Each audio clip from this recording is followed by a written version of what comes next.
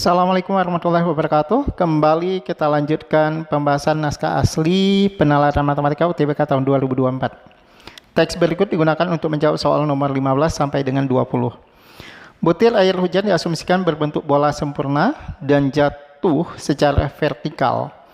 Jika suatu butir hujan jatuh ke bidang datar AB C aksen D aksen, jejaknya akan berbentuk cakram, yaitu daerah V. Sementara itu, jika butir hujan jatuh ke bidang miring ABCD dengan sudut kemiringan alfa, jejaknya akan berbentuk elips, daerah W.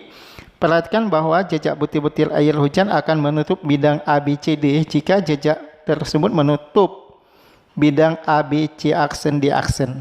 Nah, kalau atap rumah kan berupa bidang miring ya, bentuk atap kan miring. Oke. Kalau jatuh ke atap, berarti dia berbentuk elip. Kalau jatuh pada bidang mendatar, ya seperti pada tanah misalkan, maka dia akan berbentuk cakram ataupun lingkaran. Suatu daerah dikatakan basah jika luas daerah tersebut lebih atau sama dengan jumlah luas jejak butir hujan. Sebagai contoh, daerah seluas 9 mm kuadrat dikatakan basah jika ditutupi oleh paling sedikit 5 jejak butir air hujan dengan luas jejak tiap butirnya adalah 2 mm kuadrat. Oke, kalau luas 9 mm, butir hujannya 2 mm, maka butuh 5 butir hujan ya supaya basah semua. Kalau misalnya cuma 4 butir hujan kan cuma 8 mm kuadrat yang bisa dibasahi gitu. Salah satu sisi atap rumah berukuran 4 meter dan lebar 2,5 meter. Sudut kemiringan atap adalah alfa sehingga cos alfa sama dengan 2/5. Pertanyaan nomor 15. Jika hujan turun dengan butir hujan memiliki radius akar 2/pi mm, jumlah butir hujan yang diperlukan untuk membasahi satu atap tersebut paling sedikit adalah. Oke, kita ambil dulu ukuran atapnya. Panjang sama dengan 4 meter, sedangkan lebar sama dengan 2,5 meter.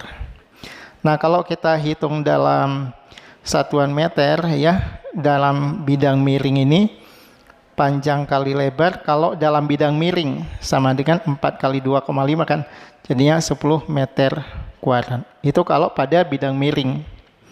Oke, saya tulis dulu 4 kali 2,5. Sama dengan 10 ini dalam meter kuadrat. Nah, kemudian sudut alfa dengan cos alfanya itu adalah 2/5. Ini informasi yang kita dapatkan dari teks. Nah, kalau kita menghitung dalam bidang miring, berarti kita harus hitung luas elips. Nah, ya. Supaya lebih mudah, atapnya kita bikin aja ke arah bidang mendatar. Ke arah bidang mendatar berarti kita konversikan ke bentuk mendatar atapnya. Oke, saya coba bikin atapnya dari arah mendatar kan gini ya. Ini kemiringannya. Oke.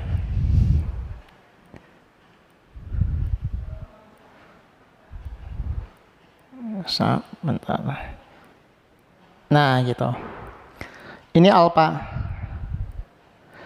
Cos alfa. Cos itu samping miring. Sampingnya 2, miringnya 5. Oke. Nah, masalahnya panjang sisi miringnya itu 2,5. 2,5 itu berarti kan 5/2. Kalau 5/2 berarti ini 2/2. Sehingga dalam arah mendatar itu lebarnya sama dengan 1, sedangkan panjangnya itu tetap sama dengan 4 meter. Sehingga luas dalam arah mendatar itu sama dengan 4 kali 1 meter kuadrat. Karena butir hujannya itu dalam satuan milimeter, berarti 4 meter kuadrat itu sama juga dengan 4 juta milimeter kuadrat. Nah, kalau kita hitung luas butir hujan ya, luas butir hujan itu kan sama dengan pi r kuadrat. Karena kita hitung dalam luas cakram aja. Sama dengan pi kali r kuadrat. R-nya itu 2 per akar cacat, akar 2/pi ya. akar 2 per pi dikuadratkan, ini dalam satuan milimeter kuadrat. Nah, pi dengan pi kita mampuskan, akar 2 kalau dikuadratkan kan jadi 2 ya. Jadi sama dengannya itu 2 milimeter kuadrat. Nah, tinggal kita cari aja banyak butir hujan yang diperlukan. Banyak butir hujan, tinggal kita bagi aja. 4 juta dibagi 2. Ya. 4 juta dibagi dengan 2 sehingga diperoleh 2 juta butir. Gitu ya. 2 juta butir berarti opsi jawabannya adalah yang B. Pertanyaan nomor 16. Jika hujan turun dengan butir hujan memiliki radius 2 mm, lebar terpanjang jejak butir hujan yang terbentuk di atap ya, di atap atau sumbu mayor elips ya. Nah, kan kalau misalnya gini. Ini lingkaran. Jadi nanti kalau misalnya dia berada pada atap, nanti akan berupa elips dia. Nah, ini. Nah, jadi yang kita perlukan adalah diameter hujan. Diameternya, kalau jari-jarinya 2, berarti diameternya itu adalah 4 mm. Sehingga nanti yang ditanyakan adalah sumbu mayor. Sumbu mayor berarti jarak dari ini kemari ini. Nah, karena kan gini, atapnya sisi miring kan, atapnya berupa bidang miring gini. Nah, dia jatuh pada bidang mendatar berupa lingkaran. Jadi nanti kita hitungnya panjang sisi miringnya, gitu aja. Oke, bentar. Oh, udah lah, kurang-kurang dikit nggak apa-apa ya. Nah, ini nanti gini. Nah, ini alfa. Kita udah tahu bahwa cos alfa cos itu samping miring. Kalau ini 2, ini kan 5. Karena cos alfanya 2:5 kan. Cos alfanya 2:5 miring. Nah, sekarang kita punya kalau misalnya di sininya 4, berarti kan 2 kali 2 4 ya. Kalau itu 4, berarti di sininya adalah 10 ya. Jadi kalau diameter hujannya itu 4, maka sumbu mayor elipsnya adalah 10. Opsinya adalah yang I. Pertanyaan nomor 17. Jika perbedaan waktu jatuhnya butir hujan yang sama pada atap bagian atas dan bawah adalah 1/10 detik, maka kecepatan jatuhnya butir air hujan adalah berapa meter per detik? Nah, kita coba lihat lagi ya. Berapa jaraknya? Ini ya. Ini perbandingan antara bidang datar dan sisi miring gitu. Nah, kalau hujan jatuh di sini sampai ke bagian ini kan katanya ya. Pada bagian atas, ini bagian atas, berarti ke sini kan nanti bagian bawah karena gini. Ini bagian atas, ini bagian bawah daripada suatu atap. Yang ditanyakan kan kecepatan ya. Kalau kecepatan V itu sama dengan kan laju perubahan jarak terhadap laju perubahan jarak. Perubahan jarak terhadap waktu ya, ds per dt. Nah, kita hitung dulu jaraknya. Kita punya cos alfa 2:5. Oke, cosnya 2:5, berarti sisi depannya itu 5 dengan 2 kan akar 25 dikurang 4 ya, akar 21. Akar 21. Nah, ini baru dari cos. Kita belum hitung ukuran atap 21. Nah, ukuran atapnya kan 2,5. 2,5 itu berarti 5-nya dibagi 2. Ini 5/2, berarti ini harus dibagi 2 juga. Ini per 2, ini berarti 1/2. Ini sebagai ds. Nah, tinggal kita masukkan nih. ds-nya itu 1/2 akar 21. Dibagi dengan dt. dt-nya udah diketahui nih. dt-nya adalah 1/10. dt-nya 1/10. Jadi kita bikin aja ini 1/10. Saya kan nggak suka pecahan di dalam pecahan. Jadi kalikan aja di atas dengan 10, di bawah dengan 10. 1/2 dikalikan dengan 10, jadinya ini 5 akar 21, 1/10 kali dengan 10, habis kan? Nah, sehingga laju kecepatannya itu adalah 5 akar 21 meter per detik gitu. Opsi jawabannya yang D. Pertanyaan nomor 18. Jika hujan turun dengan butir hujan memiliki radius akar 2 per pi milimeter, maka luas atap maksimum yang dapat dibasahi oleh 10.000 butir air hujan adalah. Nah, di soal nomor 15 kita udah tahu ya bahwa jumlah butir air hujan itu 2 juta butir diperlukan untuk membasahi seluruh atap yang ada pada gambar ini.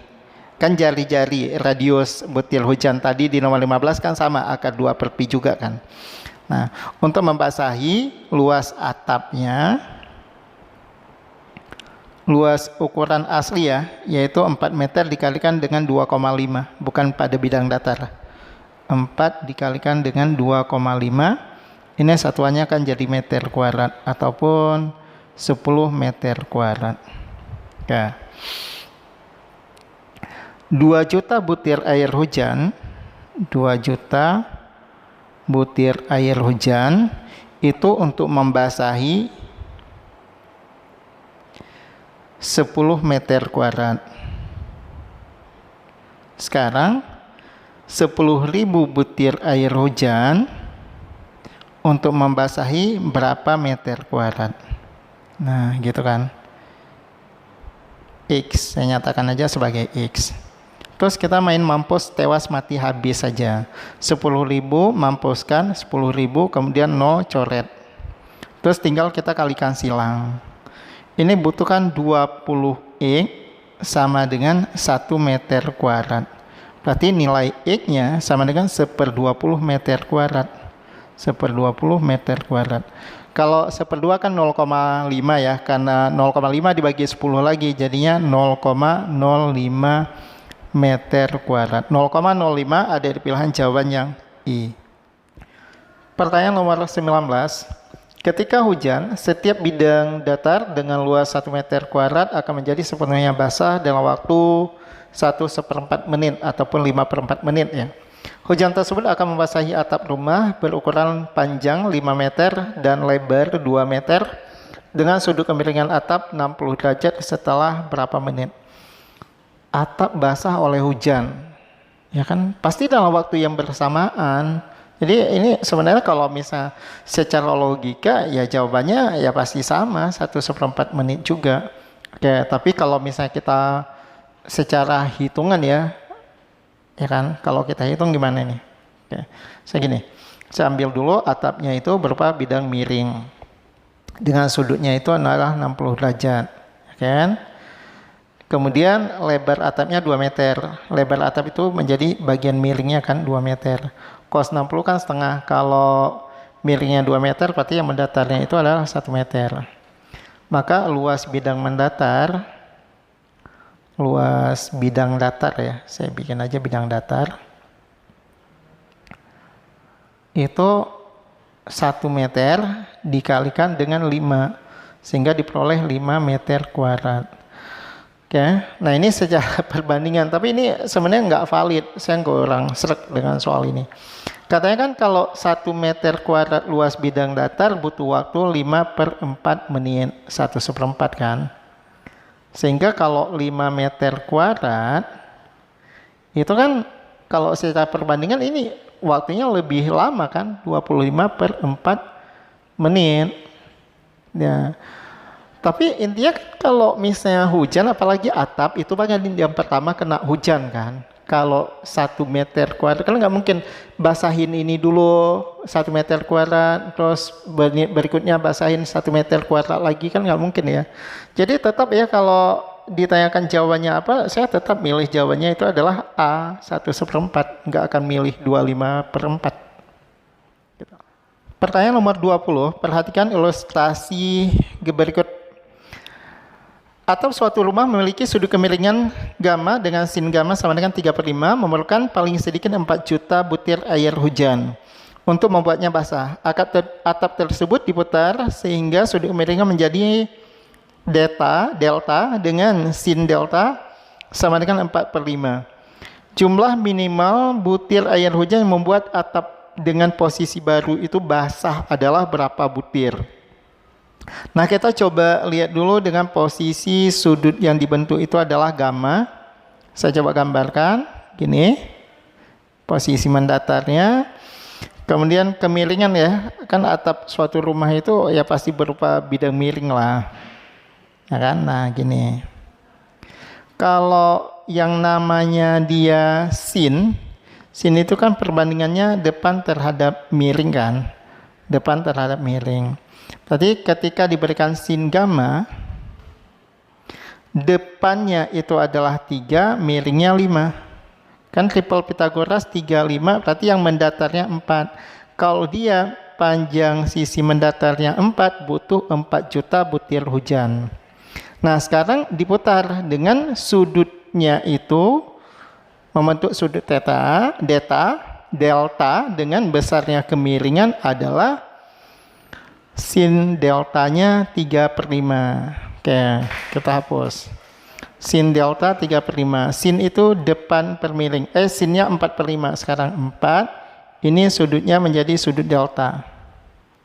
4/5. Berarti yang mendatarnya itu adalah 3. Nah, kalau sisi mendatarnya 4 butuh 4 juta. Kalau sisi mendatarnya 3 berarti dia butuh 3 juta butir. 3 juta butir, opsi jawabannya adalah yang I.